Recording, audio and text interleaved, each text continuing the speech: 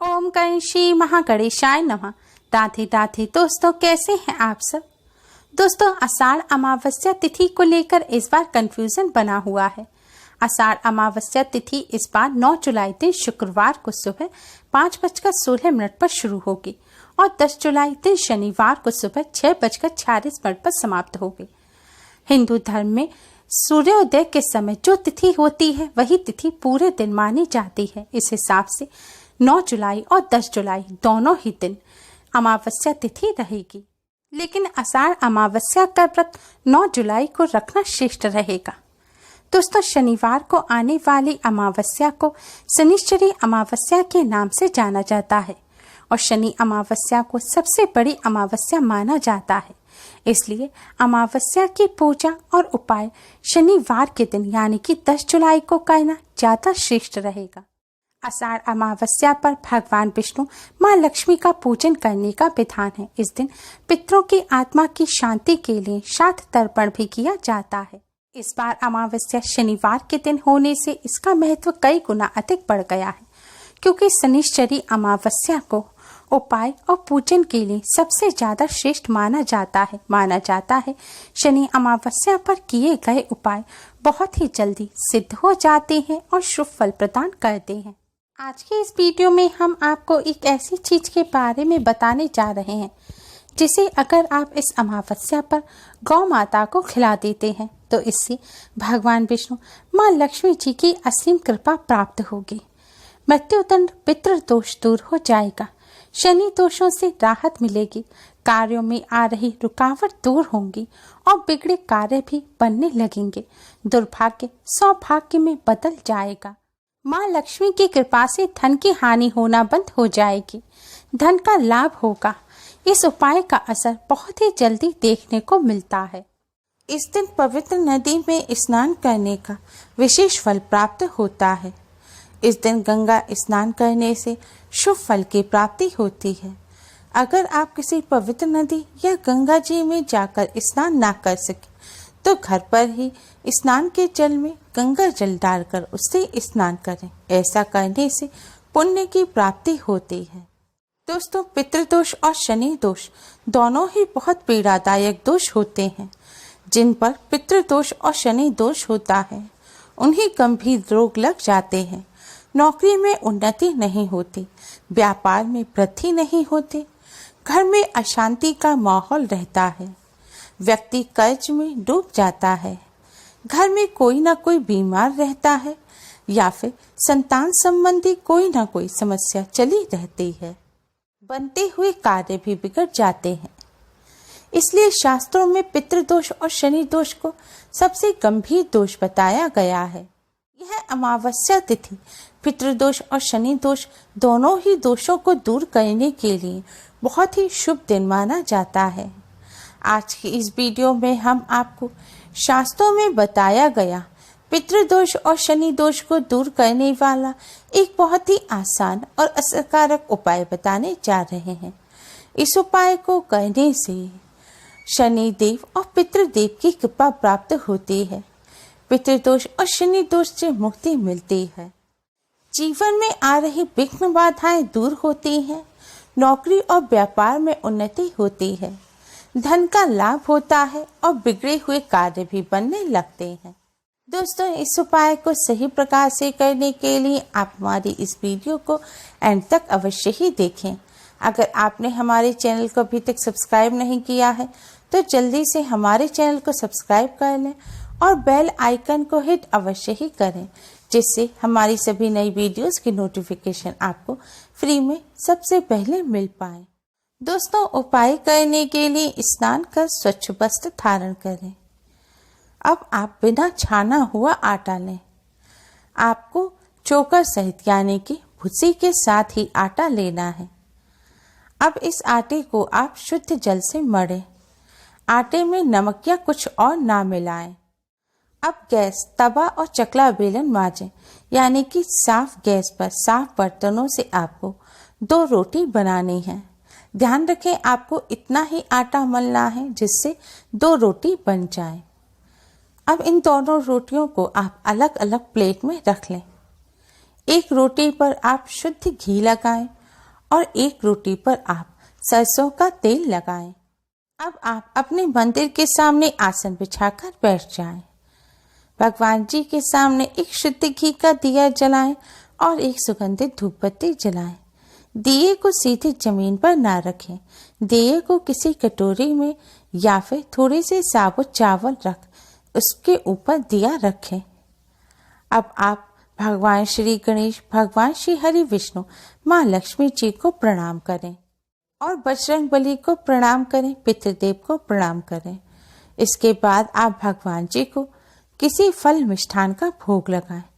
दोस्तों, आपको भगवान जी को मिष्ठान का भोग अवश्य ही लगाना है।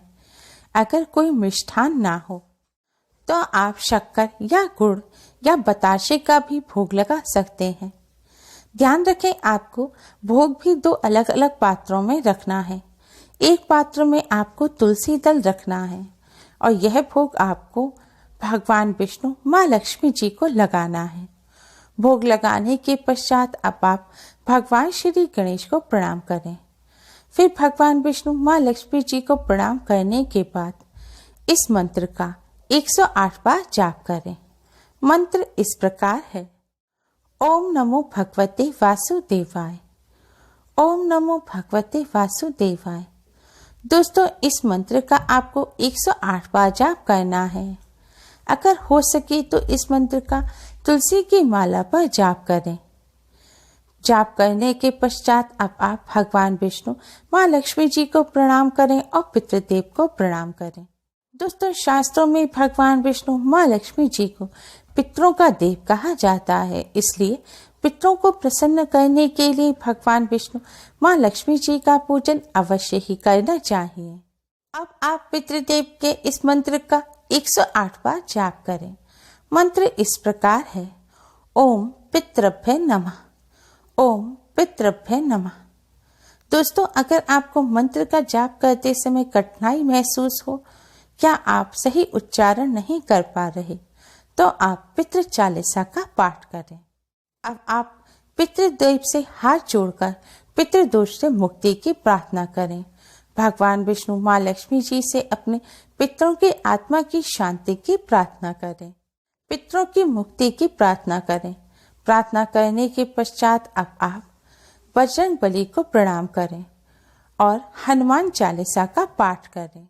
दोस्तों, शास्त्रों में बताया गया है कि शनि देव को प्रसन्न करने का सबसे आसान उपाय है बजरंगबली की पूजा करना। माना जाता है कि जिन पर बजरंगबली की कृपा होती है, बजरंगबली जिन पर प्रसन्न होते हैं, उन पर शनि देव का कोई भी दुष्प्रभाव नहीं रहता। बजरंगबली के भक्तों पर शनिदेव सदैव प्रसन्न रहते हैं। इसलिए शनिदेव को प्रसन्न करने के लिए बजरंगबली का पूजन अवश्य ही करें। हनुमान चालीसा का पाठ करने के बाद अब आप शनिदेव की चालीसा का पाठ करें या फिर शनिदेव के इस मंत्र का जाप करें। मंत्र इस प्रकार है: ओम शं शनिश्चराय नमः, ओम शं शनिश्चराय नमः। मंत्र का जाप करने के बाद आप बजरंगबली और शनिदेव को प्रणाम करें और ढैया, साढ़े साती या महादशा जो भी हो या शनिदेव का कोई भी कुप्रभाव हो, उन सबको दूर करने की आप बजरंगबली और शनिदेव से प्रार्थना करें। प्रार्थना करने के पश्चात आपने भगवान विष्णु, माँ लक्ष्मी जी को तुलसी दल और मिष्ठान या शक्कर का जो भोग लगाया है उसे आप घी लगी रोटी पर रख दें और आपने बजरंगबली और भगवान जी को जिस शक्कर या मिष्ठान का भोग लगाया है उसे आप सरसों के तेल लगी हुई रोटी पर रख दें। हो सके तो आप बजरंगबली को बूंदी के लड्डू का भोग लगाएं और इस लड्डू को आप सरसों का तेल लगी हुई रोटी पर रख दें। दोस्तों, अब आप इन रोटियों को गौ माता के पास ले जाएं। गौ माता के पास जाकर आप गौ माता को प्रणाम करें। दोस्तों, शास्त्रों में गौ माता का विशेष महत्व बताया गया है। शास्त्रों के अनुसार गौ माता में 33 कोटि देवी देवताओं का वास होता है। गौ माता की सेवा और पूजा करने से 33 कोटि देवी देवताओं का आशीर्वाद होता है। इसलिए आप इन दोनों रोटियों को गौ माता को खिला दें। हो सके तो इन रोटियों को आप काले रंग की गौ माता को खिलाएं। अगर काले रंग की गौ माता ना मिले तो आप कोई भी गौ माता को यह रोटियां खिला सकते हैं। लेकिन ध्यान रखें, सबसे पहले आपको सरसों का तेल लगी हुई रोटी गौ माता को खिलानी है। गौ माता को सरसों का तेल लगी रोटी खिलाने के बाद आप भगवान श्री गणेश, बजरंगबली और शनिदेव को प्रणाम करें और शनिदेव से जुड़े हुए दोषों को दूर करने की गौ माता से प्रार्थना करें।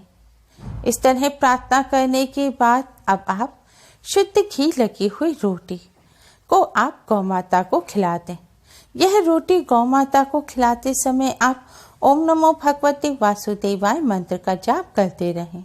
रोटी खिलाने के बाद आप भगवान श्री गणेश, भगवान श्री हरि विष्णु, माँ लक्ष्मी जी और पितृदेव को प्रणाम करें और पितृदोष, पितृ ऋण से मुक्ति की प्रार्थना करें। पितरों की आत्मा की शांति और मुक्ति की प्रार्थना करें। दोस्तों, इस तरह गौ माता को भोजन कराने से समस्त देवी देवताओं का आशीर्वाद प्राप्त होता है और पितृदोष, शनि दोष से राहत मिलती है। बिगड़े हुए कार्य बनने लगते हैं, घर में सुख समृद्धि आती है, माँ लक्ष्मी जी की भी कृपा प्राप्त होती है और व्यापार में उन्नति और तरक्की होती है। शास्त्रों में बताया गया है कि गौ माता में माँ लक्ष्मी का भी वास होता है, इसलिए गौ माता की सेवा करने से धन संबंधी समस्याएं भी दूर हो जाती हैं। दोस्तों, गौ माता को रोटी खिलाते समय आपको कुछ बातों का ध्यान रखना है। गौ माता की यह जो रोटी है, इन्हें आप बासी करके गौ माता को ना खिलाएं, यानी कि पूजन करने के बाद आप ताजी रोटी ही गौ माता को खिलाएं। गौ माता को पूरे सम्मान के साथ रोटी खिलाएं। गौ माता के सामने रोटी फेंके नहीं। अगर आपको डर लगता है तो गौ माता का जो भोजन वाला स्थान है, जहाँ चारा हो, तो आप वहाँ पर रोटी रख दें। गौ माता को रोटी खिलाते समय चप्पल ना पहने। चप्पल उतार कर आप गौ माता को रोटी खिलाएं और पीरियड के दौरान महिलाएं गौ माता को रोटी ना खिलाएं। गौ माता को रोटी खिलाते समय साफ सफाई का ध्यान रखें।